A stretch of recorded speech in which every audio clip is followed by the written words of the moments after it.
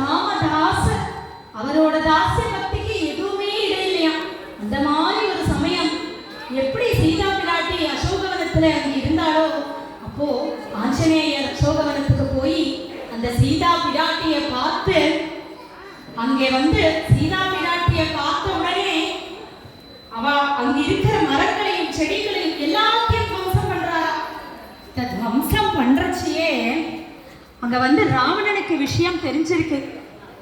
ராவணன் சொல்றான், யாரோ ஒரு குரங்கு இந்த அசோகவனத்துக்குள்ள எல்லா மரங்களையும் லங்கைக்குள்ள வந்துடாமே, எல்லா மரங்களையும் எல்லா செடிகளையும் துவம்சம் பண்றதாமே, அதை பிடிச்சு கூட்டிட்டு வாங்க சபைக்கு அப்படிங்கிறா.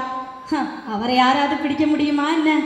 அவரே வரா ரொம்ப கம்பீரமா, ஜெய் ஸ்ரீராம், ஜெய் ஸ்ரீராம், ஜெய் ஜெய் ஸ்ரீராம் அப்படி ஆஞ்சநேயர் ராவணனோட முன்னாடி வந்து நிக்கிற.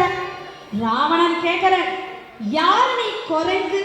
இப்படி ஒரு வானரனா இருந்துட்டு என்னோட லங்கைக்குள்ள வந்து என்னோட இதுவே நீ துவம்சம் பண்றியா?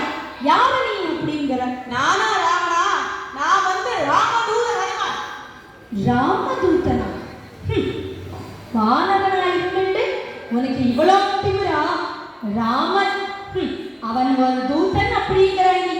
இப்ப சொல்றார் ஹனுமான், ராமதூதன்னா யாரையோ அப்படின்னு.